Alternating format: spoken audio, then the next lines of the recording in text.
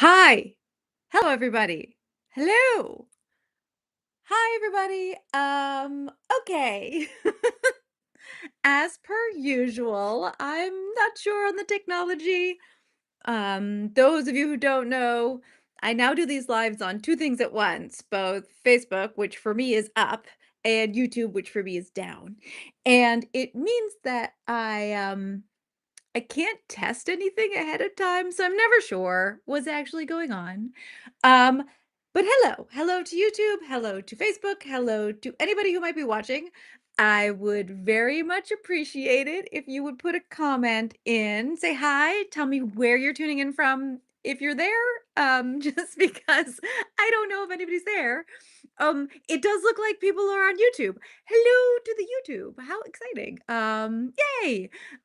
I do think that Facebook is now throttling lives. Basically, they don't want to roll them out. They don't want to support them anymore. So I am thinking it's less and less likely that people on Facebook will be able to see my lives. I think I wouldn't be surprised if they basically shutter it soon. Just so you know that if you can watch on YouTube, it's probably going to be mostly YouTube going forward. But I see that I have two eyeballs on Facebook, so that's very exciting. Hi.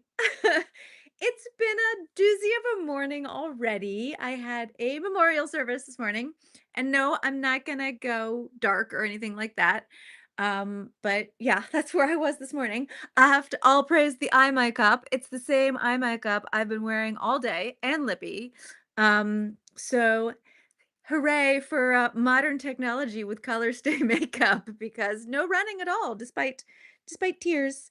Um, very exciting. The lipstick I'm wearing is an old favorite. It's a Revlon Colorstay, which, sometimes this formula works for me and sometimes it doesn't. And today it decided to work for me, for which I am eternally grateful. This is Revlon's Colorstay in Everlasting Red, which pulls pretty pink. So just know that it's better for the cool toned amongst us.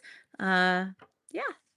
So, hi, happy Saturday. It is a gray day here in not sunny Northern California, and I am in the throes of preparing to flee this place, which I do at the end of the month when I go to Thailand to be with my very best friend and hang out and do some fun stuff and do some probably not so fun stuff, but hopefully actually doing a lot of writing, a lot of writing.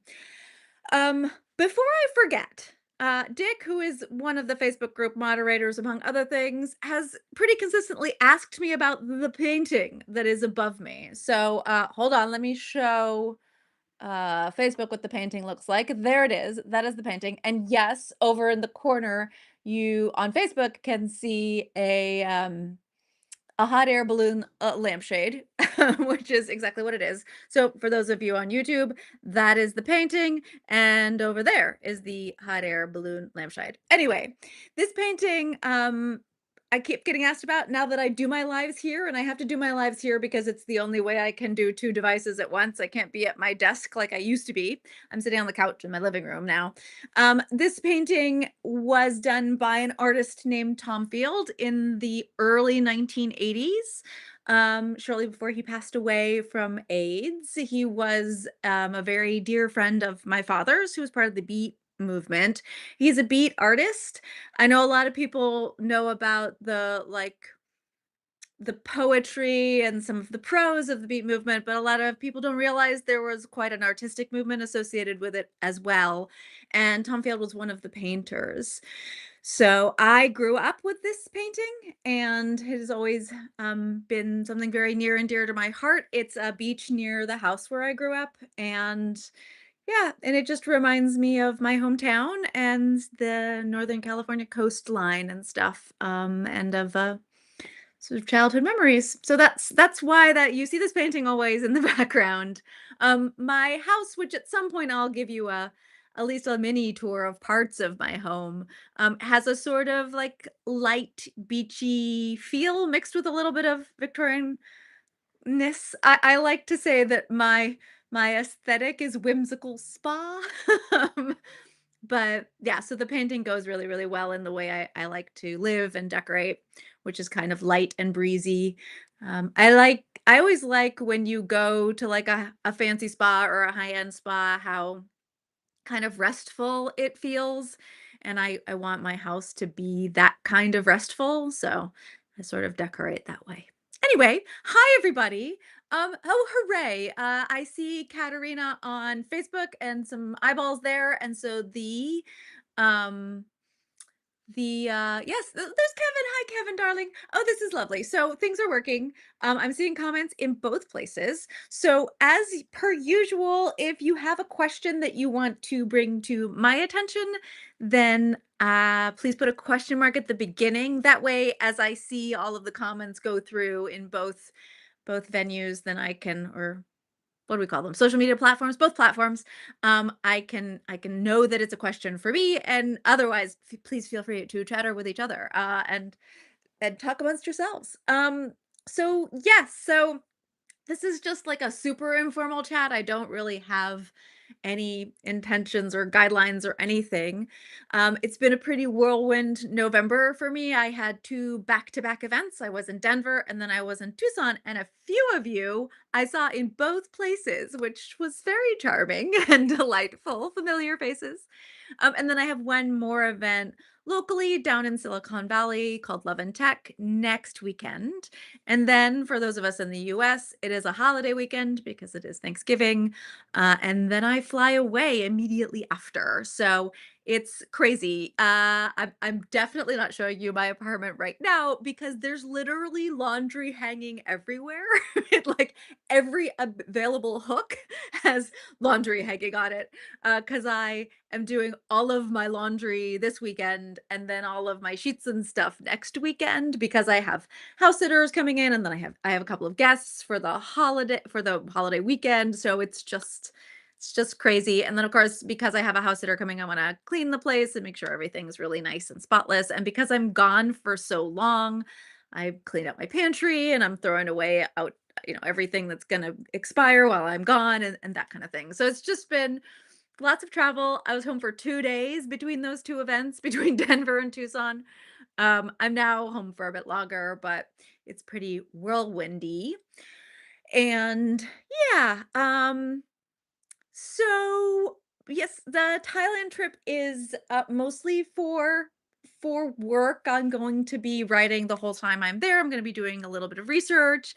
It's also to spend some time with Piper, who, as many of you may know, is living there now and is not well. But there will be some good stuff that's going to happen, and of course, I am going to eat all of the Thai food, and I am going to try all of the strange flavors of potato chips, and eat all of the pandan 7-Eleven weird pastries, and it will be delightful, and I will have the best time.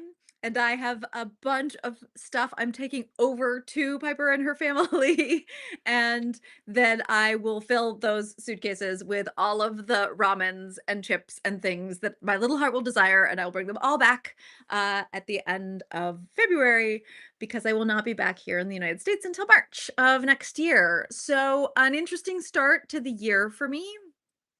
Um, but my real hope and my like plan from a writer perspective, and the thing you guys care about, is that hopefully the new book in the Claw and Courtship series, the follow-up to this one, will be done by the time I get back. That's my big hope. My big hope is to finish that book while I'm in Thailand so that I can put it into production as soon as I get home.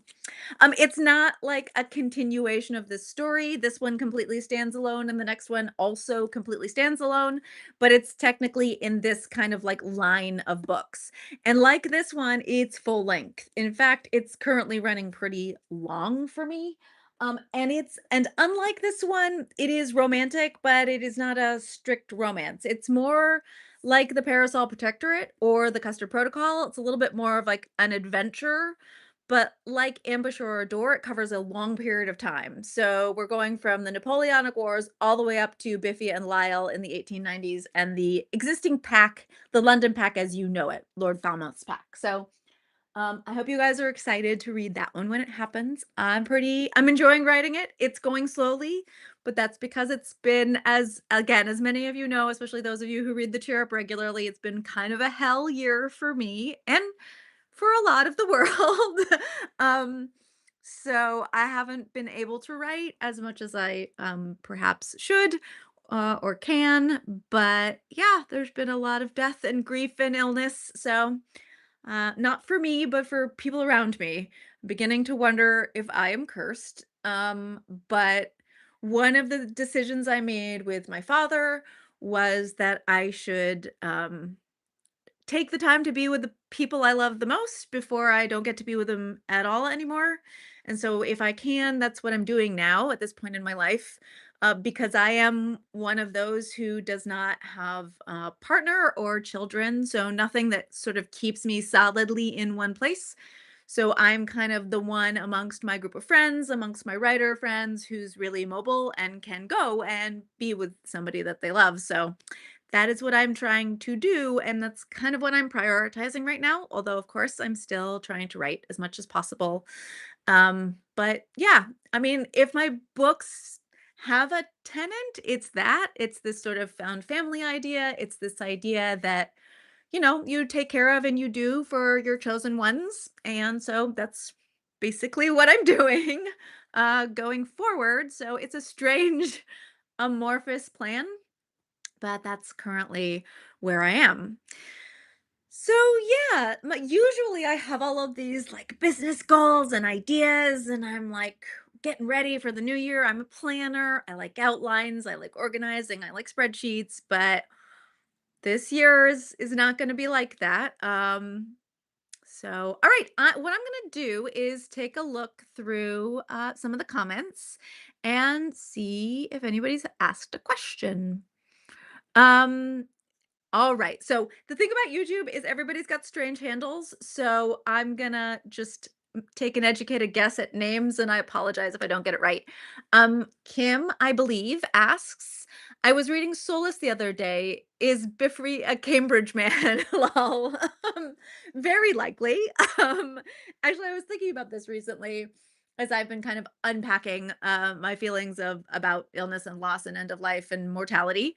And yes, of course, it's leaking into the books, but don't worry, the books are still me. They're still warm and fuzzy and friendly. But I was thinking about my grandfather recently, who died quite a long time ago, but who I had felt like this is my maternal grandfather. I felt like I had quite an affinity for. We have the same color eyes, the green eyes, which are pretty unusual in my family of mostly blue-eyed people. So, and we were similarly in our sort of logical mathematical approach to life and to art. He is a quantum physicist and a mathematician. He got very into sort of like fractal mathematics in later in life. He's an awesome guy. He was most likely part of the Enigma project at Bletchley Park, and I am talking about him because he was a Cambridge man. He went to King's College, Cambridge, and so I feel a great affinity to Cambridge, although I did work with one of the museums at Oxford. but um but yeah, if push comes to shove, I suspect my loyalties are to Cambridge. So that's interesting that you bring up Cambridge, Kim. All right, we have another question. Oh, from Madame Askew. Hello, my darling. We'll be talking with Madame Askew tomorrow for the book club. So if anybody would like to show up for that, Madame and I are discussing etiquette and espionage. And tomorrow is, I believe it's manners and mutiny, or possibly waistcoats and weaponry. Hold on, I think I can look this up. It is Manners and Mutiny. So it is tomorrow is Manners and Mutiny's 10th birthday. Manners and Mutiny is the last of the finishing school books. So it turns 10 years old tomorrow. Can you believe it? We're all getting old. um, anyway, Madame Askew asks, what is one of your necessary comfort items for writing? Oh, that you squeeze into your luggage. Oh, interesting. Ooh. So this is an interesting question because I try not to have attachments to things that help me write. I want to be, I'm not, but I do want to be one of those people who can like write anywhere. So I could write on a plane or da. So long as I have like my computer with my current work in progress on that computer, I would like to be able to write. So I try not to have anything that like I'm dependent on to help me write. Um because then what happens if I lose that thing? You guys, I lose stuff all the time. I'm like, I'm terrible about losing, especially as I get older. It's wild. Um, so I try not to have like comfort items, like or totems or like squishies or anything that like comes with me that helps me write, except my computer, which I would, in fact, and am in fact entirely lost without. I do need the computer. So yeah, I this is a cop out answer, but I don't really have anything. I mean, there are certainly things that I like to have, like notebooks and reference books and midis to help my wrists if I'm going to be typing for a really long time. So there are things, but nothing specific that has to come with me, except my computer and a charging cable. I have a tiny mice that I like. I like a mouse. I'm not wild about a trackpad. I will use it, but I would prefer a mouse. And then I have a little mouse pad and I have the Roost. You can look up, Gail Carriger writing setup or whatever, and I'll show you all my little texts. But yeah, nothing really specific. Um, Sky Dancer, we're gonna call you Sky Dancer, asks, have I read any cozy fantasy in recent years? Definitely that shares elements with my books. Yes, there are it's really funny. I mean, because I've been writing long enough now that people start of teach my stuff or talk about my stuff, and my books are mentioned both as like early versions of romantasy and early versions of cozy fantasy. And I'm like, yeah, I can see that. I would happily embrace both monikers. I tend to think of fantasy and as more high fantasy than urban fantasy, but that doesn't necessarily seem to be have to be the case. Um, but yes, I would call my stuff cozy fantasy. I think of it as cozy. I've always tried to write books that are comforting to read, books that the way I said it early on in my career is books that leave you with a smile on your face. That's really all I want. I want to leave you the better for having read the book, for lack of any other way of putting it. So, have I read any? So, I have a bunch. I have like Legends and Lattes, but because what I write is more tangential to fantasy, and I tend to not read in the genre that I'm currently writing.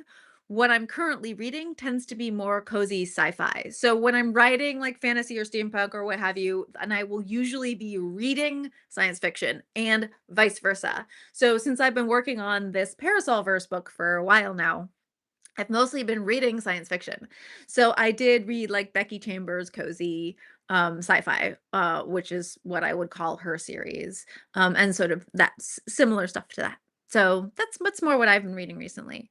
All right. Kim asks one more question on YouTube, and then I'm gonna go to Facebook. Um, how does one join the book club? Well, Madame Askew is right here talking to you all on YouTube. She is at Madame Askew 2739. She can tell you how to join her book club.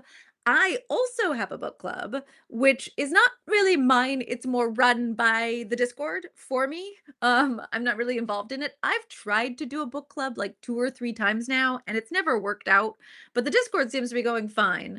And you can find a link to the Discord on my website on the contact page. That sometimes works. And then I will the book group Discord. I will always mention what the book is in the monthly Chirrup. There at the bottom there, it will say what the book group is for Discord. But for Madame Askew, she just said hello on the YouTube, so you can ask her about it tomorrow. But you can just tune in if you want to hear us talk. I think you can just tune in on to it tomorrow on YouTube, where we talk about etiquette and espionage. My goodness. Hello. All right. Hello to Facebook. Hi, everybody. Hey, Sally. Oh my gosh. Lovely to see you all there. Hi, Anne. Oh, great. Oh, so the thing about the Facebook is it's like normal names rather than handles. But it is not as easy to scroll through all of the comments. So we're scrolling through. I'm sorry for everybody who's looking at my chin or up my nostrils. allergies are bad right now. Ellen asks, can we see the hot air balloon lamp? I have one too. All right, sure. I will show Facebook the hot air balloon. There it is. Mine is just like an IKEA lamp, and it came with regular circular paper lanterns, and I just replaced it with the hot air balloon lanterns, which you can just get on at party supply stores. Um, I'm pretty sure you're not supposed to put paper lanterns around regular lamps, fire hazard and all that, but I use the light bulbs that are cool to the touch, they're not warm, so I'm hoping I'm not risking too much. I don't have that lamp on very often, because it's usually quite light and bright in my apartment, but it's just so gray today. It's threatening to rain. So Ellen asks, "What is my favorite Thai food?" Oh my gosh! Well, I you can Google Gail Carriger Thai food, and a very long diatribe on the Thai food that I love comes up. There is a vegetable called pak lung, which is a sometimes called Chinese water spinach. It's I think in the cress family. It is a hollow stem like a cress, and it grows in standing water. It's a delicious vegetable. You can treat the stems like kind of green beans, and then you treat the leaves like spinach. You sort of wilt the leaves in broths and stuff. I will eat anything that is made with that, but there's a dish, and the name eludes me at the moment. I will go back and rememorize it before I go. It's in the blog post, which is basically it's not as like much Thai food as you would think of it, because it's not very spicy at all. It's like a sautéed version of those greens with, like, a garlicky sauce, and then it has crispy shrimp on it, and it's sautéed and then scrambled with egg, and it's very simple dish, and obviously it is a very simple dish. I love it so much. I can eat my body weight in that dish. It is probably one of my favorite foods in the whole wide world. It just has all of these things I love. It has greens. I love leafy green vegetables. It has, seafood. Seafood's my favorite protein. It has egg, probably my actual favorite protein. Um, yeah, and it has all these different textures. It's a delicious dish. I like kaplau, which is like a spicy 5 spice, often duck, but, usually pork stew, with egg again that you can get that's like a homey it's kind of considered a children's comfort food because again, it's not spicy, but I also really, really love spicy food, so I love all of the different Thai spicy dishes. Um, yeah, I really love a lot of different Thai food, and I'm usually trying to sample things that are new to me.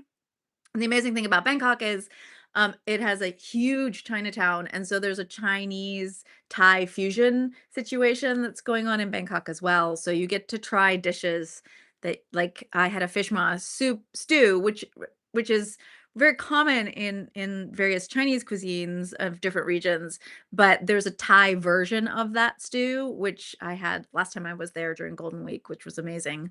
So yeah, very excited. Eat all the things. Ellen, you asked a doozy of a question. If you ask me to simply state my favorite Thai food, I love the tom yum tom kha, which are the tom just means boiled, so it's basically like the stew stuff. Um, and, yeah, I love a soup that is sweet, sour, and spicy all together, and that's one of the reasons I love Thai food so much, is it's one of the cuisines, like Mexican cuisine, that combines those 3 things, sweet, sour, and spicy. It also savory and umami and salty and all the other things, but it hits every taste bud, and I just like, I can't resist it. It's the sour in particular. I love sour things a lot. And I love sweet savory combinations, so that's why it's my true love. I've dabbled in other cuisines, but I seem to always come back to Thai food. Anne asks, "Do I have a title for the new book yet?" Yes, I have a working title, which is why you see the HCAK, right? Well, yeah, something like that. It's how to. It's gonna be how to, and then the rest is secretive, for now. I mean, I'm being I'm being somewhat cagey about it. You can probably guess it if you have been reading the Chirrup. I drop clues all the time. Um, but that's its working title right now. We'll see. Once I've finished the book, the active verb, the marry verb is the verb that I'm in quandary about. I haven't settled on that one verb. SH Klein asks, how was the convention? The last one I went to, Tucson, it was at Tucson. It was great. They were both lovely. Both the last two conventions I did were quite small. And I kind of like a small convention. It's a better chance to like talk to you, those of you who have come to the con to see me. That's always lovely. They tend to give me a little bit more to do, which I appreciate. I like to have a lot of panels and things. I like to be busy at a convention. And, they have nice con suites and places to hang out. And in both places, I had friends. So in Tucson, I have a very dear friend who is currently on the YouTube, and other friends came there mostly from the steampunk world. So I had a really good time hanging out with them. And then in Denver, I have a bunch of author and writer friends from various world cons. Even my editor, who she edited this book, among other things. My developmental editor, who sadly no longer edits professionally, but she's a wonderful editor. She now lives in the Denver area, so I got to have dinner with her.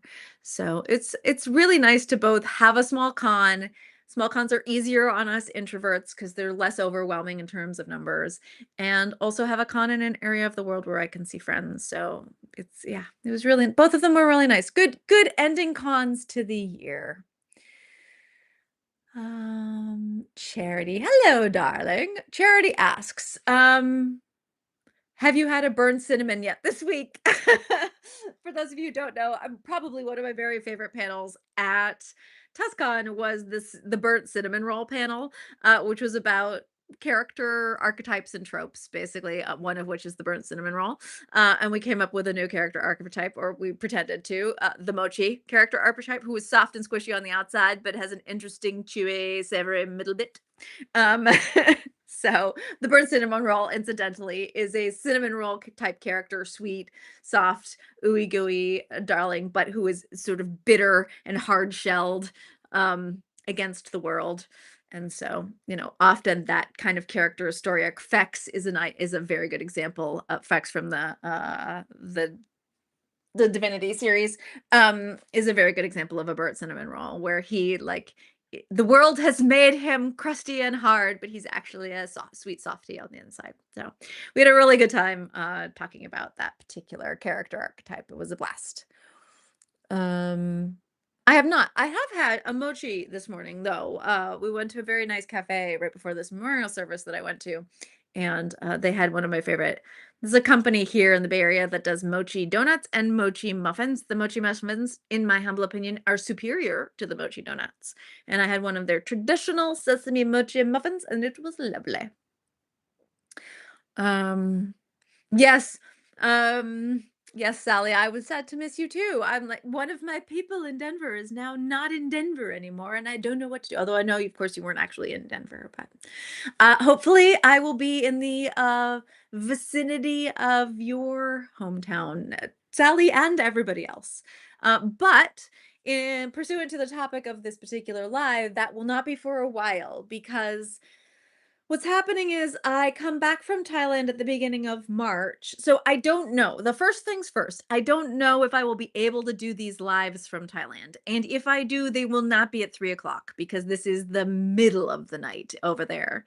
So the lives, if I do them, will either be early in the morning for most of you or late at night. We'll see.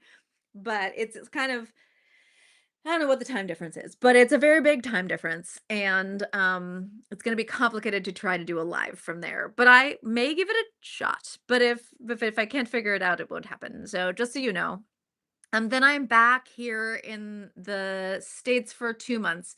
I may have taken on one away con, and then I have a couple of local small things. I don't know for sure, because it's way in the future. And then I am traveling again.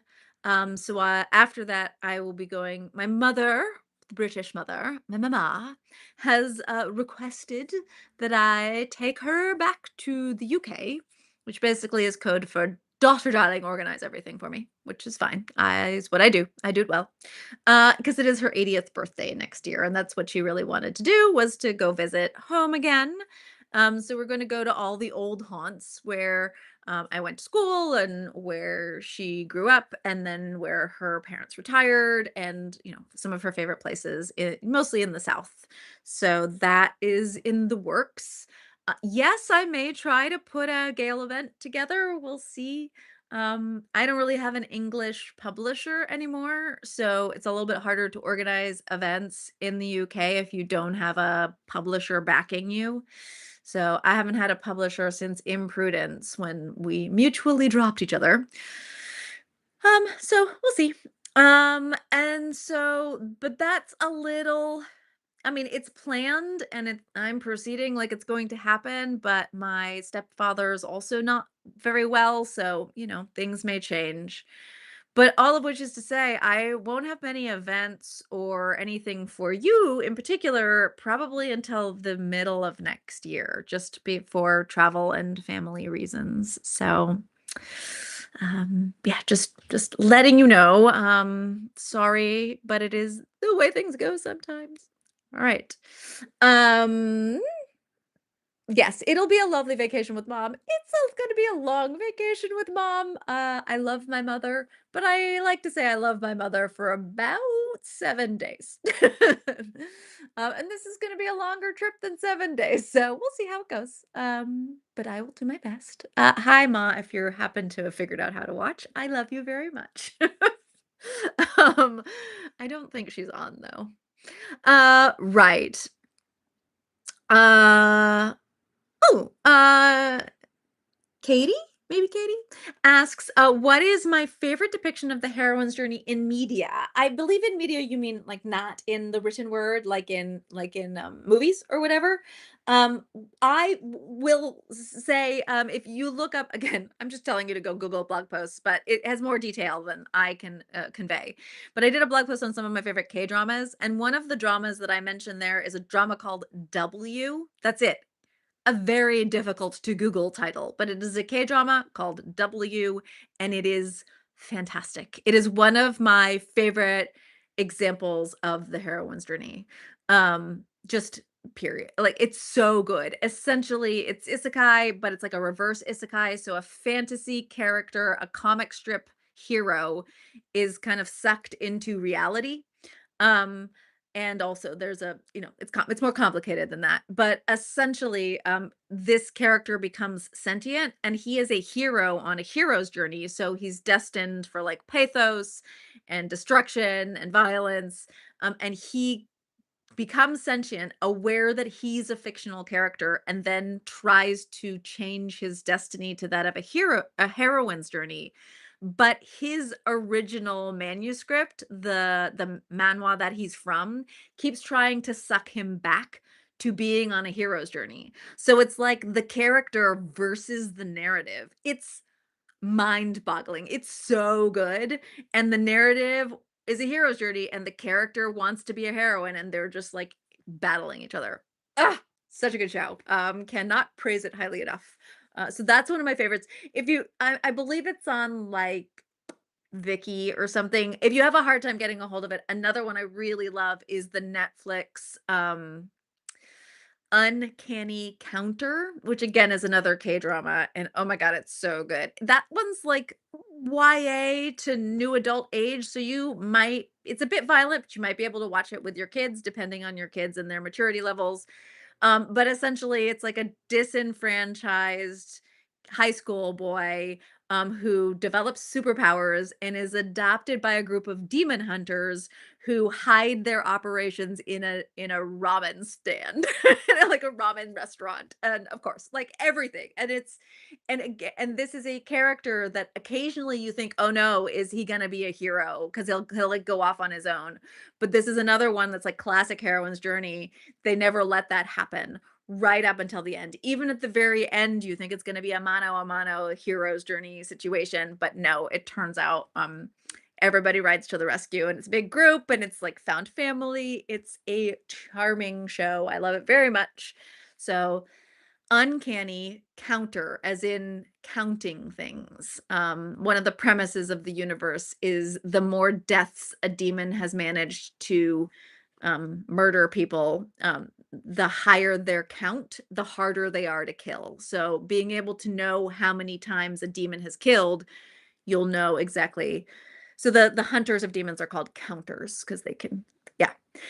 Anyway, great show. Highly recommend. Um, Other questions? Do do do. No tea today. Yes, SH Klein has noticed the fact that I am not drinking my ubiquitous beverage for a change, but some of you may also have noticed the fact that I'm talking very quickly because I'm highly caffeinated already. Um, so I had a bunch of tea this morning because I didn't know, and then we arrived at this memorial service early, and so we went and got coffee. So I had a bunch of tea, and then I had coffee on top of it. And then when I got home, I automatically made myself more tea because why not? So I have also had a chai. So I've had a lot of caffeine today, and I think it would probably be a good thing if I did not keep drinking caffeine. So I've stopped for the day. I'd like to sleep tonight, just because. LaShonda, hello, sweetheart. This is a K-drama. Uh, ooh, is this the K-drama?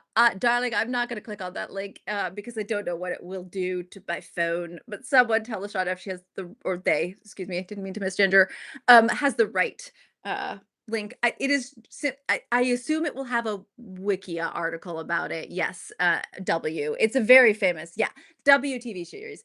LaShonda, I think just from looking at the link that is in fact the correct show.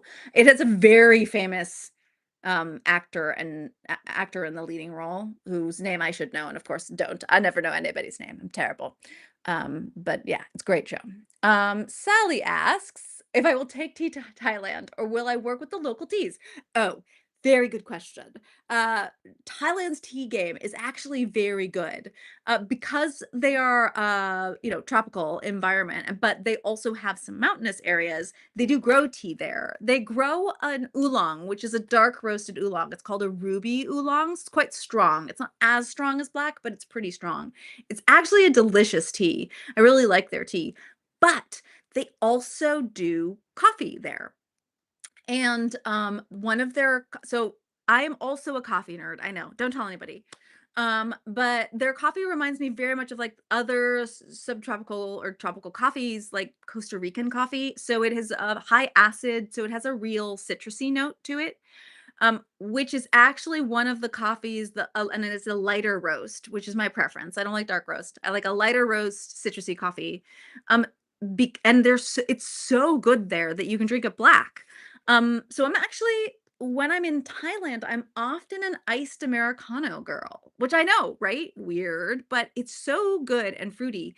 They also make like Arnold Palmer style stuff, but with coffee. Well, they will mix coffee with orange juice or lemonade. And don't knock it. I mean, we do it with tea. Why not with coffee? And it's actually really good and very refreshing. Of course, it's extremely hot and humid there, so you tend to go for iced things. To answer your question, though, my dear, I am in fact bringing my own tea. I can't not have 1706 strong first thing in the morning. I can't. I mean, I can, but not for 3 months. So I am in fact taking um 2 sleeves of tea bags with me, which is something on the order. I think they're 80 each. So yeah, 160 tea bags are going with me. Something like that because yeah. And these are tea bags that I have already imported from the UK, which will then travel with me into Thailand because I have to have usually 1 tea bag of 1706, but sometimes 2. And occasionally I'll have to have one in the afternoon too. And note that I am using have to. There's very little willpower left with regards to me and my tea consumption, despite what has happened today. So yes, yeah, I'm taking tea with me, but I will also be drinking tea and coffee there, because they have some very, very nice teas and coffees there. Yes, Sally, I think you would love a Thai ruby oolong. So I discovered it actually originally here in the States because my local coffee shop carried this oolong that was ruby oolong from Thailand. And I was like, this is a wildly delicious tea. Having only previously had experiences with mountain and milk oolongs, which are much greener and much less roasted. Um, and yeah, they're all good. I've become an oolong girly in my old age. I really do like them a lot, especially in the afternoons because they're lower caffeine and sort of lighter, but they're more complicated and interesting. And so you can still sort of have the ritual around the calming nature of the tea part of tea, which is what I really love, or one of the things I really love. But oolongs don't deliver as much caffeine in the afternoons, and I have to be pretty cautious about it, or it will affect how well I sleep. Right, I'm gonna nod down to the YouTubes and see. Sky Dancer again. What's my favorite brand of chai? I like this masala chai from, oh my goodness, it's still the same one. If you go to my Epic tea post, the chai that mentions there, which is a powdered but unsweetened chai, which is my preference, very spicy. It lasts for freaking ever because you just need the tiniest amount. It's a really good chai. And recently, because in the purge of the all of the pantry before I leave for 3 months, I purged quite a few spices, which had gotten too old and were losing potency and out of date. And I don't really keep out of date food around. Probably in direct opposition to all of my ancestors. But anyway, I discovered I could just put this chai powder in pumpkin pie mix because I had purged all of my like nutmeg and stuff, and I was like, what do I have that's spicy? So put some cinnamon in, and I'll put some chai powder in, and frankly, it tastes great. I'm not worried about it, and it's slightly caffeinated pumpkin pie custard. So, you know, uh, for those who are curious, the pumpkin pie custard adventures continue and will continue right up until I leave as I use up milk and eggs. But apparently, chai powder in your pumpkin pie. Just a hack you might consider. Just saying. When you don't have other spices around, especially this chai powder, because it's incredibly spicy. That's how I like my chai. Strong, spicy, and unsweetened. I don't mind some like black pepper and stuff in my chai. I think that's fun. Um, I always figure you can make the chai sweet if you want, but I don't like chai sweet out the gate because some of us don't want to put sugar in our chai. Some of us just like the abuse from the spices. Sorry, I don't remember the brand, but it's a little orange container, with like a flower, a purple flower on it. That's so me that I remember the aesthetics of the packaging, but nothing else. Do I have a favorite holiday book? I really love Villain for Christmas by Alice Walker. It's just so, I think it's Alice Walker. Alice something. Winters. Alice Winters. Villain for Christmas. It is a superhero gay romance, and it's so funny. It's told from the villain's perspective. So a super villain who does not want to be a super villain and falls in love with one of the local heroes, and hijinks ensue, and it is very funny. So yeah, hilarious. Somebody asked how I feel about clove in my chai. Madam Askew. I don't. I'm not fussed. Is the answer. I think clove is one of those spices that's very easy to overuse, but I don't mind it. I'm not opposed to clove. I like numbing.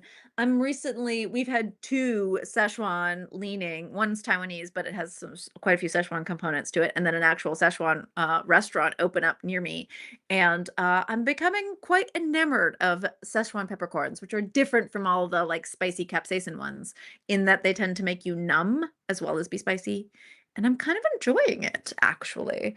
A numbing spice in my old age, which is also what cloves do. Sally, Ruby Oolong. Yes, Sally. That's often what it's called. Ellen asks if it is the cool season in Thailand right now. Yes, it is. It is the cool season, which is not very cool. It's still, 90 to 95 and 80 to 100% humidity with rain. It's still the tropic. It's right on the equator or right near it. So, all right, I think Yes, Sally's saying that Szechuan pepper is so much fun. They really are, aren't they? I quite enjoy them. The place near me does stinky tofu, which has been one of my quest foods. I often have foods that I'm just in life. I'm like, if I see that on a menu, I'm gonna get it. And stinky tofu has been one of those in a lot of places because it does smell so bad. It's often like outside night markets. It's like a street food. It's fried. It's a fermented form of tofu. And they kind of like push it toward the end of the market in its own, like the durian situation, right? Like we put the stinky thing over there. So you have to like go to a night market and then track it down and find it. So I never thought I would get to have it here in the States because it's not very popular and it's hard to find and it really does not smell good. Um, but then a place, oh, again, this Taiwanese street food place opened near me, and it's a hot pot place. And they do stinky tofu. They do a stinky tofu hot pot, which is so good. And then they do a stinky tofu street food style, which is deep fried, and then it has this Szechuan peppercorn sauce on top. And it is a marriage made in heaven. It is so good. Stinky tofu tastes a little tiny bit like a white Stilton combined with tofu. It's like natto, it's in that kind of family where it's a fermented, aged cheese taste. So if you don't like sort of like the blue cheese family of then you will not like any of these things, but I love a funky, fermented, earthy thing. I was raised with those kinds of foods and I love them. So I like a century egg too, I know, but I really do like that flavor profile. Look, I'm salivating, I'm so excited about it. So yeah, I love fermented foods and I love stinky tofu. So maybe I have a dinner date this evening. Maybe I can persuade them to go get stinky tofu with me. That'd be good. Um, Other questions. Cloves, peppercorn, turmeric in a numbing salve. Oh, yeah. Matthew mentioned pungent tofu. Yes. It's so good. I mean, you do have to like that kind of those kinds of flavors. Like if you're not a blue cheese person, it's the close. It does not taste like blue cheese, but if you don't like blue cheese, you probably will not like stinky tofu. It is in the same sort of general family. Um Ellen wants me to publish a cookbook, or have I missed one? I actually was going to do one. Very early on in my career, I developed a relationship with somebody who was supposed to do a cookbook for me, and then they pretty much just ghosted me. Um, and I'm sure stuff happened in their lives or what have you, but I was kind of jaded about it because I would want to do it properly where the recipes are tested and stuff. If you like interface with me and you're on the Chirrup or you read my blog, you'll know I occasionally post recipes or I'll get a bee in my bonnet about perfecting something or simplifying something.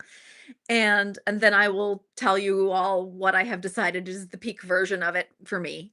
But I'm terrible as a person who does recipes. I think a professional would need to be involved because I am such a cook. I'm not a baker at all. I'm not like mathematical or anything. I just like throw stuff into a pan and with all of my exes, whenever I'm cooked, I call it cupboard cooking, where I'm like, "What shall I do?" And then I just throw stuff. They would say, "Oh my God, this is so good." And I would say, "Well, enjoy it because I can never repeat that thing. I just made it up." That's the kind of cook I am. And so when I do recipes, I'm sort of similar, where I'm like, people will be like, "Well, how much salt do I put in?" And I'm just like, whatever you feel like. And they're like, "How do I know it's done?" And I'll be like, "Because it smells like it's done." You know, and that is, great if you're writing a Victorian cookbook, but not great in the modern age. But yeah, I have thought about doing a cookbook because obviously I love food very much. My books always make people hungry. Um, it would be fun. It would be really fun to do a cookbook someday.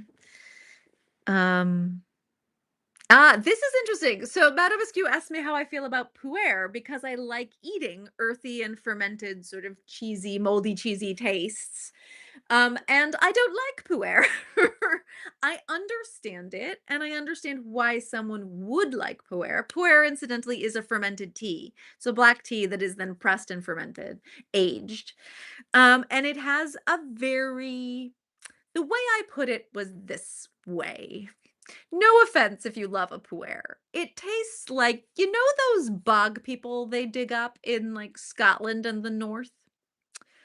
It tastes like you're gonna lick one of those bog people. That's what puer tastes like to me. It's a little too funky and earthy. It's very aggressive. I'm not wild about puer.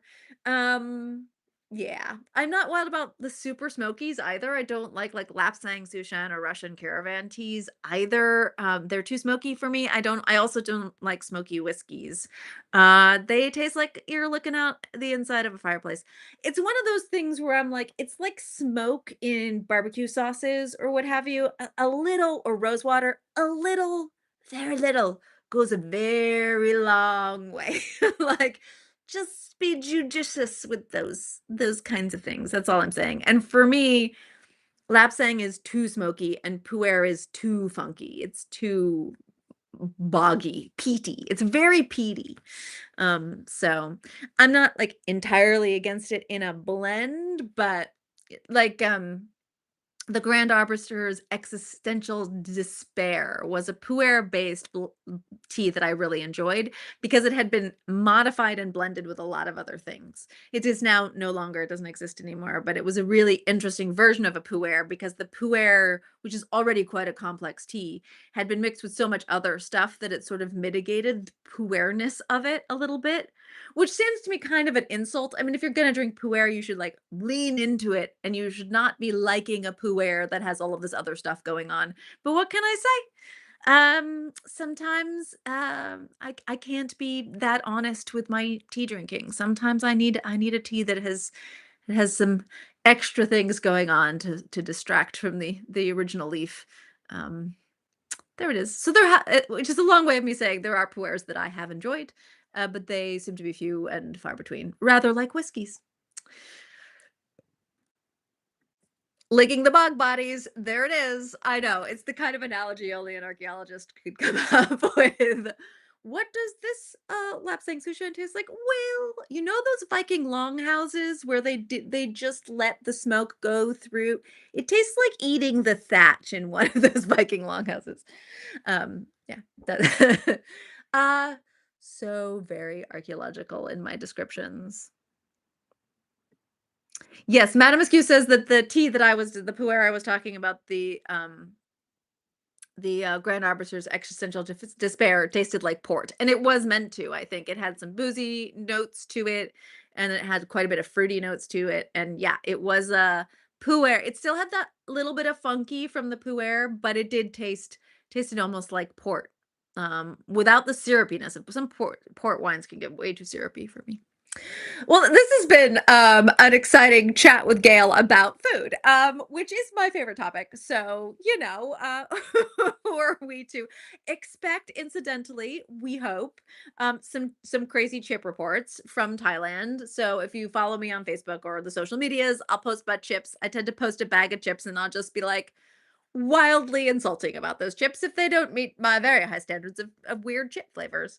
Um, because I can be wildly insulting about chips, because there's no skin in that game for anybody, including the chip manufacturers. They don't care what I have to say. Yeah, and if I encounter any strange Kit Kat flavors or what have you, you'll get some reports on those as well. Yeah, and then of course, if I think about it, I'm really terrible about food blogging because I never remember to take a picture of a thing before I immediately start scarfing it down. I'm like the worst food blogger ever. A chip I can remember to take a picture of for some reason, but a dish at a restaurant, I'm like, "Ah, ah, ah, ah."